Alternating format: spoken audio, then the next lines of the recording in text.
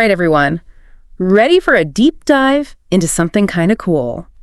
We're talking about using your hobbies, those things you love to do, to actually become fluent in English. It's amazing how our brains, unlock when we're actually enjoying ourselves. That's so true. Our source material this time is incorporating English into your hobbies. And let me tell you, it's full of these really practical tips. We're going deeper than just the surface, though, right? We're going to break down how this whole thing works. Totally. And the guide starts by talking about natural exposure, like how instead of just memorizing verbs from a textbook, you're picking them up naturally while doing something you actually enjoy. It's like when you get so caught up in that movie or you're trying to beat a level in that video game. Yes.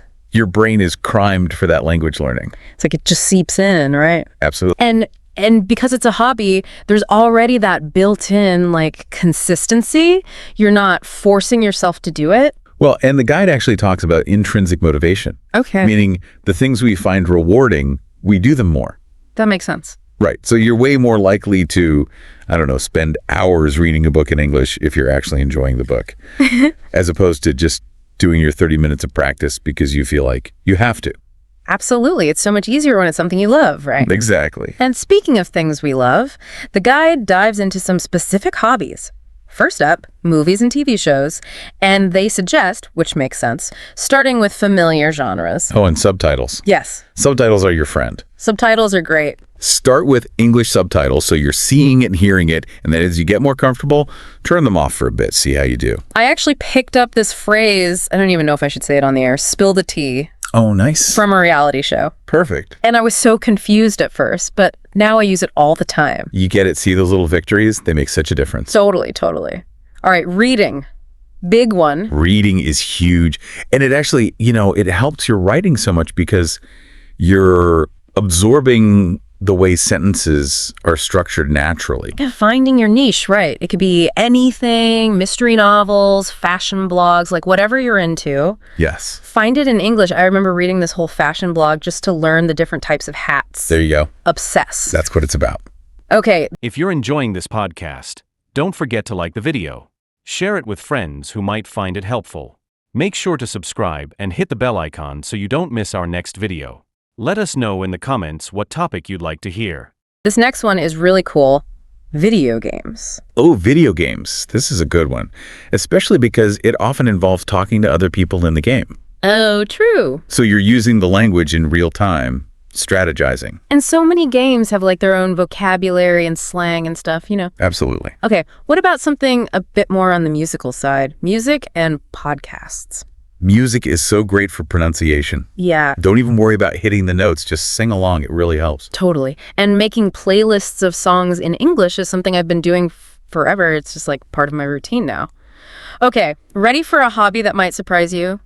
Cooking. Now, this might seem a little different, but cooking, you are learning practical vocabulary every single day. That's true. Think about all those verbs. Chopped. Dice, simmer, all the ingredients. I can totally picture our listener now, narrating their cooking in English. Exactly.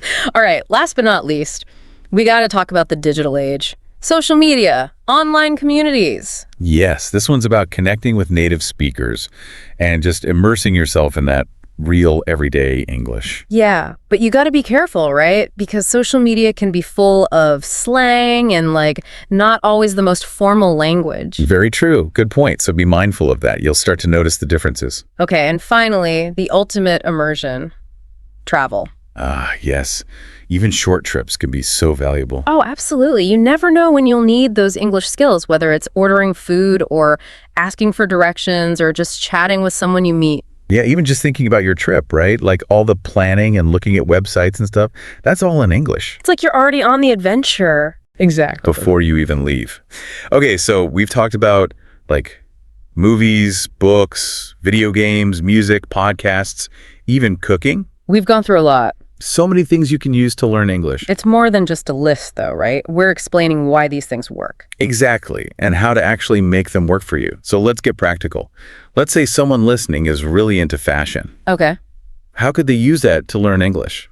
so many ways. We talked about blogs, but there's also like Instagram, following designers and stuff. Oh, and what about all those documentaries about fashion icons? Yes. You pick up so much vocabulary just from watching those. Absolutely. And those little nuances of how people in that world talk. Okay, let's switch gears.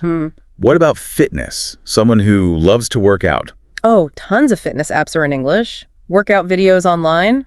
Oh my gosh, I use a fitness app that's in English, and I've learned so many new words like, did you know burpee was an English word? It's those little things. I know, right? It's really cool. And then you could walk into any gym in the world and feel comfortable, even take a class in English. Exactly. It's not just learning the language. It's like opening up these experiences. Yeah. Yes. Okay, last one. Let's say our listener is a total foodie, Okay, yeah. always trying new recipes. We talked about cooking shows, websites, all those things. Imagine making something by Gordon Ramsay, but you're following the recipe in English. That'd be fun. I know, right? And restaurant reviews, you can learn so much vocabulary just from reading those. It's true. All those fancy words they use to describe food.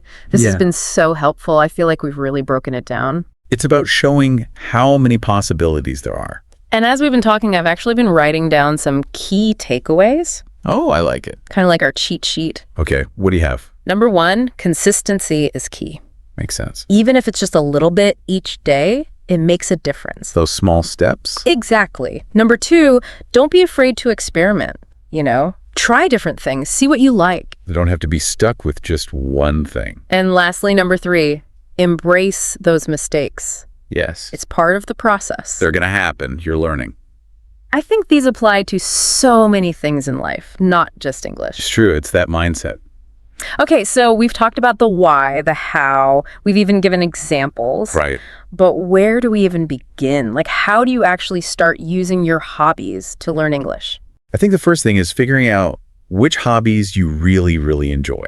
The ones you do even if you weren't trying to learn English. Exactly, because that's where that motivation comes from. Yeah, you're more likely to stick with it. And once you know what those are, then you can start thinking about, okay, how can I bring English into this? Yeah. What resources are out there? Like we were talking about the movies, the books, the online communities. It's we've unlocked this whole new world of possibilities. It's exciting. It is.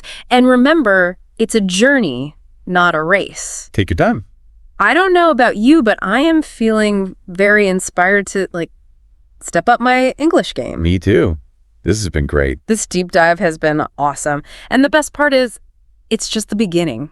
There's so much more to explore. I love that. Okay, before we get too carried away, let's take a moment to gather our thoughts. We covered a lot, and I want to make sure you're ready for the grand finale. A grand finale. Sounds exciting. Okay, so we've talked about why it works, using your hobbies to learn English, how to actually do it.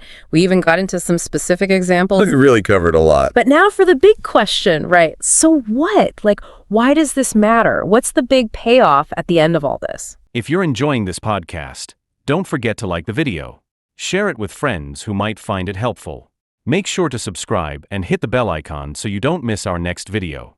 Let us know in the comments what topic you'd like to hear.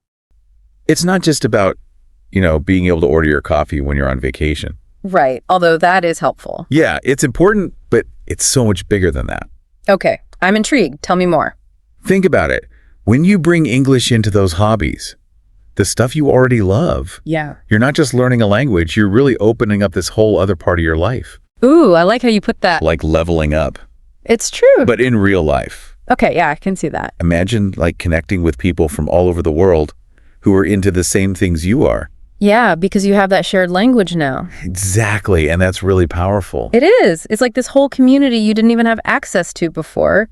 And think about how good it'll feel when you can watch that show without the subtitles. You could read that book you've always wanted to. It's so motivating. Those little wins along the way make a huge difference. It's not a chore anymore. This has been so eye-opening, honestly. It's exciting. It is exciting. We've discovered this, treasure map to fluency. And you get to choose your own path. I love that. So as we wrap up this deep dive, I want to leave you with one final thought. What hobby are you going to try this week in English? What's one small thing you can do today to bring a little English into something you're already doing? You got this. That's the perfect note to end on. Thanks for joining us on this deep dive, everyone. And until next time, happy learning.